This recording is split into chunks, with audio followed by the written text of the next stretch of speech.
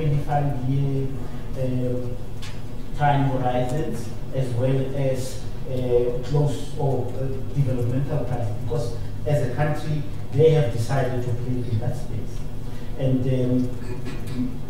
yes, we're saying as a country we decided a long time ago to become a player in this space, but we seem to be abandoning that and sending debt cheaply to overseas markets and having to buy in beneficiated products which we could have beneficiated. The federal provincial demand is how many of these furnaces are lying idle, and ESCOM is complaining that they have revenue constraints. So if they were to reopen those at a pricing that is developmental, we could be talking a different story altogether in years to come. So that's and I think, Madam Chair, the rest of the questions will then be responded to in writing. Thank you very much. Thank you for your time and your presentation. And you can send that information to us within the next 7 days. Thank you very much. We're taking one more presentation before tea. And we're calling upon Cesar for the name of Marie Kruger.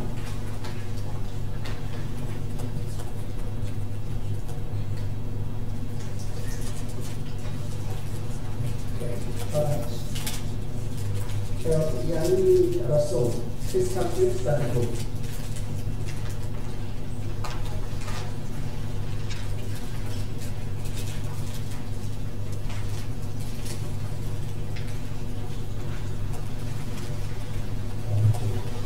Right, please raise your right hand, sir. You solemnly declare that the facts you are going to present before this panel will be the truth and the whole truth? I do. Please state your full name and your designation at. My name is Yanni Rousseau. I'm the convener of the Fiscal Cliff Study Group. I'm also Professor of Economics and Head of the School of Economics and Business Sciences at the University of the Witwatersrand. Thank you very much. You may start with your presentations. Thank you, Madam Chair. The outline of the presentation is as follows. We have to acknowledge that ESCOM is a state-owned enterprise in a shrinking market. Therefore, the focus of this presentation is on cost cutting rather than giving ESCOM exorbitant increases in tariffs.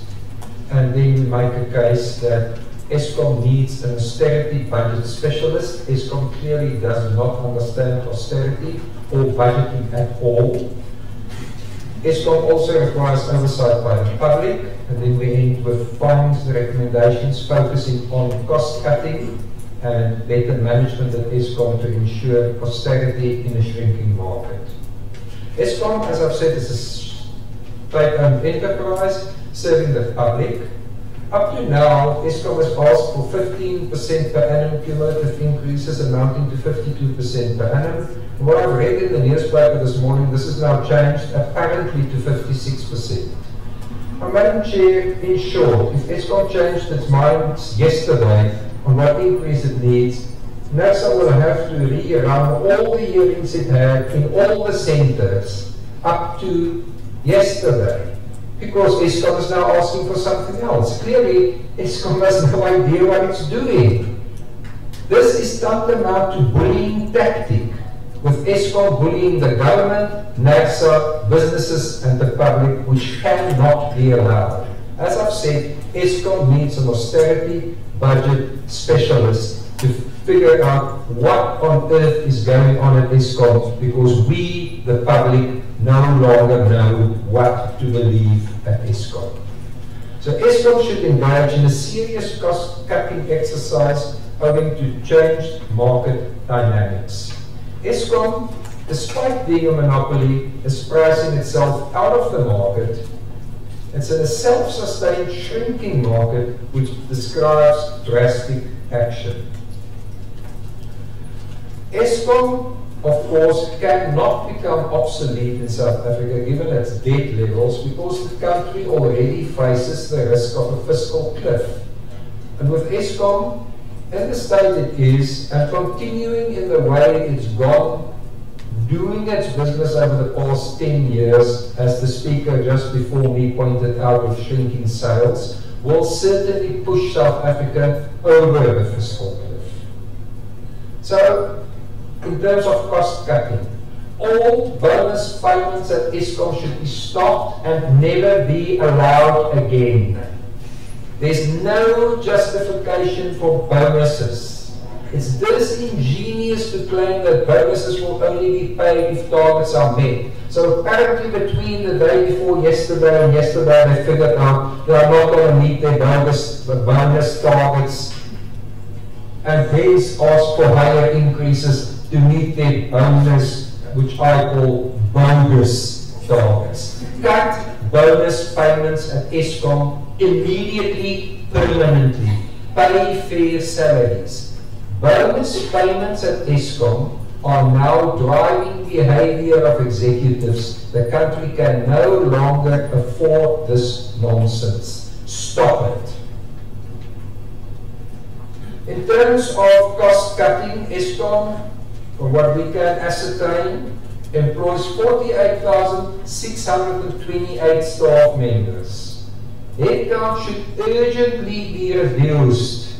We've seen from the previous speaker how electricity sales declined and at the same time employment increased. Must be a wonderful business model. By the time they sell no electricity whatsoever, they employ the whole of South Africa. If it makes sense to Eskom, I would love to hear how they understand it. We, as the Fiscal Cliff Study Group, does not understand this, and therefore we recommend that Eskom should in the future publish weekly, every Friday, its employment numbers according to job level to ensure public scrutiny, because this is what's needed at Eskom. I've already said that Eskom is a monopoly owned by the government and operating for the benefit of the public. So other than toll costing contracts, Eskom has no confidential business information whatsoever. So yes, establish a coal purchasing subcommittee of the board, which I do understand there can be confidentiality. However, open Eskom's board meetings for the public and the media. We need to know what on earth Eskom is doing, what they are dreaming up, because between the day before yesterday and yesterday, they changed their tariff application from 52% to 56% with no clear explanation. So allow the public, allow the media attendance at Eskom board meetings so that we can figure out what on earth is going on at Eskom. Eskom trade for the account of the public and taxpayers. It isn't a monopoly,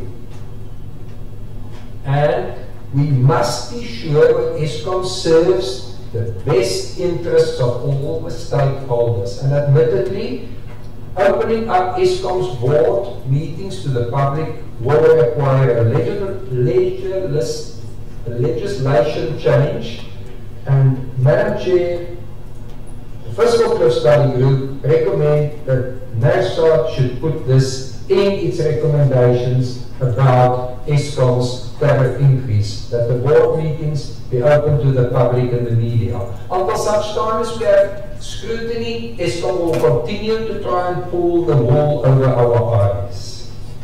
This will also ensure that Eskom does not fall into state capture again. To give you one example, Eskom has borrowed 33.4 billion rands from the China Development Bank.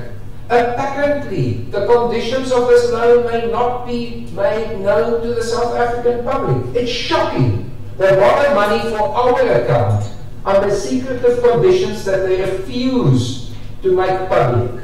Madam Chair, ladies and gentlemen, if this instills confidence in you, that Eskom refuses to publish the conditions of the loan, it does not instill confidence in the Fiscal Cliff Study Group. I leave it to you to decide. We, the public, are entitled to know because we, the public, have to repay. Make public the conditions. What are you hiding from us, Eskom? Why are you scared? You want our money, but you don't want to tell us. So, finance recommendations. Eskom needs serious cost cutting. All bonus payments should be stopped. Employment numbers should be reduced. Board meetings should be open to the public. Weekly updates on employment figures should be published. Eskom needs clearly an austerity budget specialist to cut all wastage from its budget. Clearly, it needs a budget specialist to explain its own budget figures to Eskom, because it changed its tariff application overnight from 52% to 56%, forcing Nersa to rerun all the hearings it had on the matter. So, ladies and gentlemen, Madam Chair, Eskom must respect us, the public. Eskom is operating in a shrinking market. Sink or swim, you can only swim in a shrinking market by reducing your cost structure. And by the way, a good example to the South African public that Eskom understands austerity would be to change the name of its head office from Meadowlark Park to Kilowatt Park. Eskom is getting smaller and must act accordingly. Thank you, Madam Chair.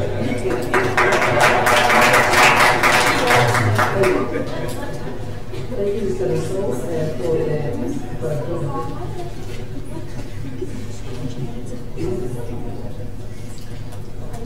all right, thank you for the presentation and for the recommendations. I'm going to check if my colleagues have questions. Mr. Nkis? Okay. It's not so much a question, but more a request. And it comes from this Eskom operating in a shrinking market. It's also, no, it's not really to do directly with the presentation, but given that you're from the School of Economics, I don't think you were here yesterday, and you could probably get the presentation, but your view on Eskom's analysis on price elasticity of demand. That would be quite interesting if you could send us in writing. And then also the view that the cost of running the OCGT is at a higher level as it's been presented. And the damage you say that could be done by higher prices is cheaper than the cost of the economy. If you could send us that information, it's not in the presentation. Thanks. No, if you could just take the questions. The first one on the demand elasticity analysis. If you can assist with that, that's a question for Mr. Foley, and there was a second question. And then Mr. Nkis is going to ask his questions. Yeah, thank you, Madam Chair. And thank you, Mr. Soro. I think your presentation is not clear in your presentation whether you're saying Nersa should approve or not approve the tariff increase. So the applications for both the RCA and MYPD for, if you can just clarify what do we do on those. And then in terms of governance, I'm not sure that you are aware that Eskom is the Department of Public Enterprises. Do you think we should deviate from our legal mandate and then make determinations on some of the governance recommendations that you have? Thank you, Mr. Melissa. My question actually relates to if you have seen the presentations from Eskom with regards to their own analysis of the demand elasticity. I'm not sure if you were here yesterday, where they were talking about looking at the demand analysis elasticity from a broader macroeconomic perspective, rather than electricity demand facing Eskom itself as an individual firm. And if you could just look into that, and also this in a monopoly market condition, where it's actually shrinking in the sense that there's a decline in the output, and then up to a certain level where the output is actually constant, the demand is constant, but the cost is rising. And all of that. If you could look into that and assist in your demand analysis. We had requested it from a viewpoint of a macroeconomic effect of it, in terms of evidence, where we're looking into it in terms of using your SNP test tool to estimate the demand, but also looking at the sales loss analysis. So if you could assist us with that kind of analysis on the sales loss analysis as a result of the price increases, to see whether or not a monopolist will still be profitable if it were to increase now its price further, even if that increase is small. What would it do to the profitability of the monopolist? What would it do to the sales of the monopolist? And also get into the last part of that analysis on the critical sales loss. Obviously, if the market, you don't have alternatives, it might not necessarily reflect in elasticity of demand, but then the captured market where you don't have reliable alternative suppliers. Could you combine that kind of analysis and submit to Nersa within the next 7 days? Thank you, Madam Chair. My apology for having wanted to answer too soon. I do apologize to you and your panel. I just have to start by saying, in terms of governance, I do understand that it is the province of the Department of Public Enterprises, and hence that part of the presentation we will also submit to the Department of Public Enterprises as a recommendation. Then, as far as what should Nersa approve or not approve, the argument we are making is that Eskom should first show to Nersa how much money it can save by using an austerity budget specialist. Secondly, by introducing credible budget processes within Eskom that would not make it necessary for Eskom at the end of a public hearing process to change the figure that it's asking for, which is shocking bullying conduct. I mean, we cannot allow an organization like Eskom even to move in the direction of bullying conduct by changing behavior around the magnitude of an increase being asked towards the end of the hearing process. So clearly Eskom is not on top of its own finances. Until such times Eskom is on top of its own finances, Nersa is really not in a position to consider a tariff increase for Eskom. Eskom must first convince Nersa, the public, and businesses that it understands its own finances, that it understands its own financial needs before Nersa can consider a tariff increase from Eskom. I shudder to think what will happen this afternoon, Madam Chair. Are they going to ask for 75%? I mean, I shudder. 80%. For Eskom, any number is now achievable because they don't understand their own finances. They refuse to show their own position to us. They are not transparent, and they just get these random numbers we don't know from where. So at this point in time, until we understand what's going on at Eskom, it would not be appropriate to give Eskom increases now. If Eskom can understand in a month's time its own position, it can come back with an application and you can rerun these hearings. I would really think that Eskom understands this process and must understand that it cannot come with one application for a tariff increase. And once you're at the end of your hearings, after you've been through the whole of South Africa, come with another proposal for an increase. It's shocking behavior. So Eskom needs shock tactic to get back on track. Eskom cannot get an increase after... Thank you, Madam Chair. I'm very glad I've convinced it. Then the last point, I've not seen the Eskom presentation. You're asking us to look at the presentation. I will ask the Secretariat of Nersa to get a copy of the presentation. You're asking us to respond on a presentation you have not seen within 7 days. I can only give a commitment that we will do our best.